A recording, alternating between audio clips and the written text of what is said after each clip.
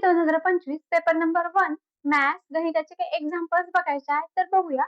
खालीलपैकी समूह संख्या नसलेली जोडी ओळखायची आहे. सगळ्यात आधी समूह संख्येची जोडी म्हणजे काय समजून घेऊया. मी एक जोडी घेते 15 आणि 22 या दोन संख्या. या दोन संख्यांचे जर आपण सामायिक विभाजक पाहिले तर या दोघांमध्ये फक्त एकच सामायिक विभाजक आहे. एक ही संख्या सामायिक विभाजक आहे. एक शिवाय यांच्यामध्ये कोणताही दुसरा सामायिक विभाजक नाहीये. 5 नी 15 ला भाग जातो तर 2 नी 15 ला भाग जात नाही पण 22 ला भाग जातो असं आहे. या दोन्ही संख्येला विभाजक आहेत. दोन्ही संख्या मूळ नाहीये पण दोन्हीमध्ये फक्त एकच सामायिक विभाजक आहे. एकच म्हणजे एक हा नंबर. ठीक आहे. तर आता इथे आपल्याला काय विचारलेलं आहे, समूह संख्या नसलेली जोडी आपल्याला शोधायची आहे. म्हणजे या 4 जोड्यांपैकी 3 जोड्या समूह संख्येच्या आहेत. फक्त एकच जोडी अशी आहे की त्या जोडीला एक ह्या संख्येशिवाय अजून दुसरे सामायिक विभाजक आहेत. मग आता ते कसं शोधायचं. तर आता या सगळ्या नंबर्सचे सामायिक विभाजक जर आपण काढत बसलो तर खूप वेळ जाईल. मग आपण काय करूया, विभाज्यतेच्या कसोट्याचा आपण वापर करूया. कोणत्या तरी एका कॉमन नंबरनी ह्या दोन्ही जोड्यांना एका जोडीला भाग जात असेल. ठीक आहे. तर आता आधी आपण 2 ची विभाज्यतेची कसोटी बघूया. 2 या नंबरनी चेक करूया. 2 ची विभाज्यतेची कसोटी काय आहे, तर ज्या संख्येच्या एकक स्थानी 0, 2, 4, 6, 8 हे अंक असतात त्या संख्येला 2 नी भाग जातो. ठीक आहे. आता आधी आपण या जोडीला बघूया. ठीक आहे. 2 नी भाग जातो का, दोन्ही पण संख्येला बघायचे बरं का आपल्याला. फक्त एका संख्येला भाग जाऊन उपयोग नाहीये. ठीक आहे. तर 2 या संख्येने 165 ला भाग जात नाही. 92 ला जातो. ठीक आहे. त्याच्यामुळं दोन्ही पण संख्येला 2 नी भाग जायला पाहिजे तरच आपल्याला उत्तर येईल. 140 इथं 140 ला जाईल भाग पण 177 ला नाही जाणार. आता इथे नंतर 308 तर इथे 308 ला जाईल पण 295 ला नाही जाणार. ठीक आहे. इथं 260 ला पण नाही जाणार आणि 195 ला पण नाही जाणार. आता आपण 3 नी चेक करूया. तर 3 ची विभाज्यतेची कसोटी काय आहे, तर ज्या सगळ्या संख्याची बेरीज घ्यायची आपण. उदाहरणार्थ 165 बघूया आपण. 1 अधिक 6 अधिक 5 करायचं. संख्येच्या सगळ्या एखादी संख्या असेल तर सगळ्या नंबर्सची बेरीज घ्यायची आणि काय करायचं पुढे, तर ह्या बेरजेला जर 3 नी भाग जात असेल, 12 ला 3 नी भाग जातो तर 165 ला 3 नी भाग जातो. ठीक आहे. तर आता मग 165 ला 3 नी भाग जातो पण 92 ला जातो का, 9 अधिक 2 11 होतो. 11 ला 3 नी भाग नाही जाणार. त्याच्यामुळे 3 नी ह्या दोन्ही संख्येला भाग नाही जाणार. आता पुढे 140 ला 140 ची बेरीज बघा. 1 अधिक 4 5 येईल तर इथं 3 नी भाग नाही जाणार 140 ला. मग आता एका जरी संख्येला काय जातात पुढच्या संख्येला मला बघायची गरज नाही. तुम्हाला बघायचं तर बघा. 7 दोन्ही 7 7 14 15 177 ला जातो पण आपल्याला दोघांना पण भाग जायला पाहिजे 3 ला तरच आपलं उत्तर येईल. ठीक आहे. मग आता इथे बघा 8 अधिक 3 11 या पण संख्येला नाही जाणार. आता इथे बघा 9 अधिक 5 14 15 16 16 या संख्येला 3 नी भाग जात नाही त्याच्यामुळे 295 ला पण नाही भाग जाणार. आता इथे 2 अधिक 7 9 207 ला भाग जातो 3 नी आणि आता इथं 9 अधिक 1 10 आणि 10 अधिक 5 15 तर 15 या संख्येला 3 नी भाग जातो म्हणून या दोन्ही पण संख्येला 3 नी भाग जातो. ठीक आहे.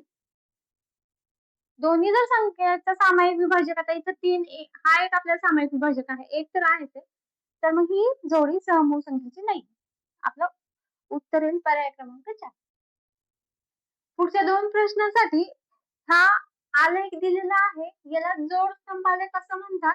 आता इथं काय सांगितलं आहे, या आलेखामध्ये एका गावाचे 4 दिवसाचे कमाल आणि किमान तापमान दाखवले आहे या आलेखामध्ये. ठीक आहे. आता इथे तापमान आहे या साईडला आणि हे दिवस आहेत. 4 दिवस दिलेले आहेत, सोमवार मंगळवार बुधवार गुरुवार.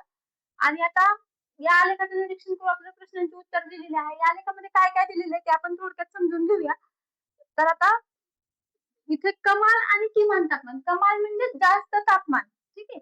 जास्त तापमान इथे पांढऱ्या स्तंभालेखाने दाखवलेलं आहे आणि कमी तापमान किमान तापमान आपल्याला लाईनच्या दाखवलेलं आहे.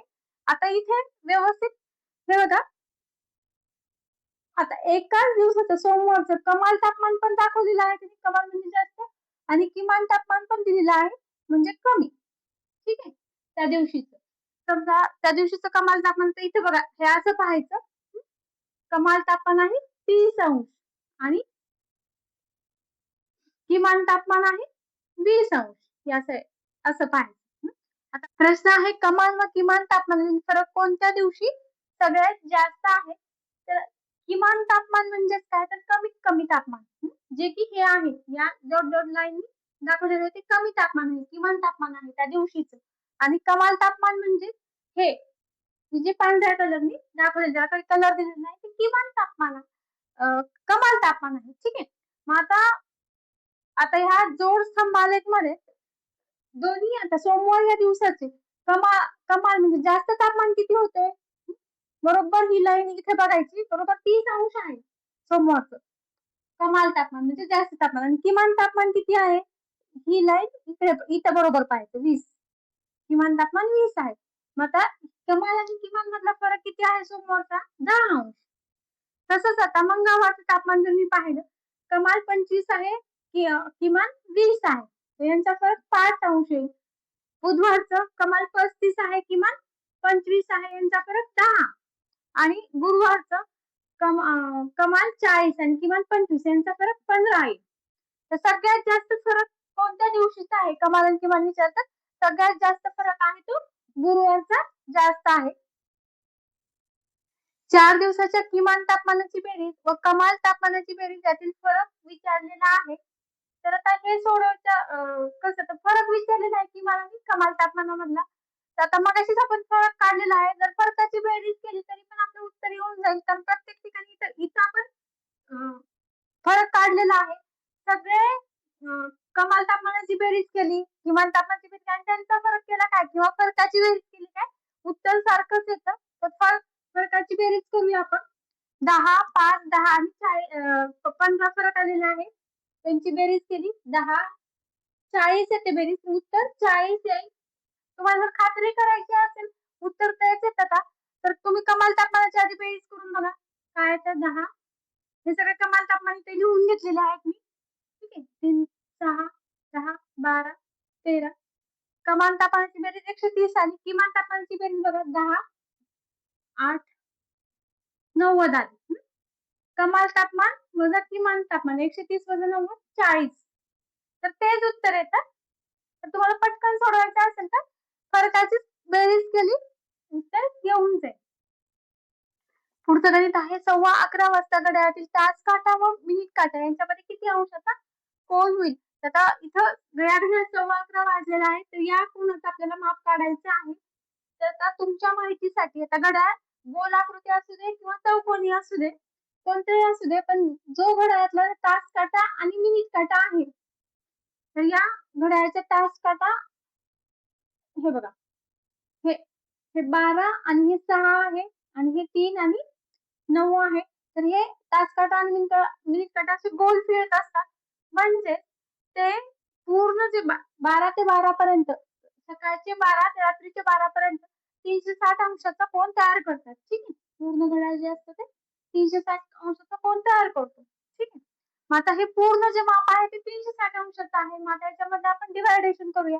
मग प्रत्येक 12 ते 1 पर्यंतचा कोन आहे तो 30 अंशाचा असतो. ठीक आहे, 1 ते 2 पर्यंतचा जो कोन आहे तो 30 अंशाचा असतो आणि 2 ते 3 पर्यंतचा जो कोन आहे तो 30 अंशाचा असतो. म्हणजे हे बघा, बरोबर 12:15 वाजता 90 अंशाचा कोन होतो. एक उदाहरण सांगते मी. आता आपल्याला विचारलेलं आहे 11:15 वाजताचा कोन. ठीक आहे, मग आता हे बघा, जर आपल्याला 3 हे यांची आपण बेरीज करूया, 30 अधिक 30 अधिक 30 अधिक 30, एकूण किती येतील, 30 अधिक 30 अधिक 30 अधिक 30, 120 अंश आहे. पण आता हे 120 अंश पेक्षा थोडंसं कमी आहे, कारण हा जो तास काटा आहे तो थोडंसं पुढे गेलेला आहे 11च्या, म्हणजे थोडंसं कमी आहे, 120 पेक्षा थोडंसं कमी असेल. आता किती अंशाने कमी असेल एक्झॅक्ट आपल्याला नाही सांगता येत, पण थोडंसं कमी असेल. मग 120 पेक्षा जर कमी असणारा आपण पर्याय आहे का बघूया. तर इथे 120 अंशापेक्षा कमी असणारा एकच पर्याय आहे आणि तोच येईल 112.5 अंश. तर कधी पण माप काढताना असंच काढायचंय. पूर्ण जे आहे ते 360 आहे आणि प्रत्येक 11 ते 12 असं याच्यामध्ये 30 अंशाचा कोन घड्याळाने केलेला आहे. बरोबर 6 वाजता किती अंशाचा कोन होईल तर तो बरोबर 6 वाजता हे बघा बरोबर 6 वाजता 180 अंशाचा कोन होईल. ठीक आहे. आणि बरोबर 12 वाजता बरोबर 12 वाजता एकतर 0 अंशाचा होईल किंवा 360 अंशाचा होईल. दोन्हीपैकी एक होईल. कोणता काटा कशावर आहे ते त्याच्यावर अवलंबून असेल.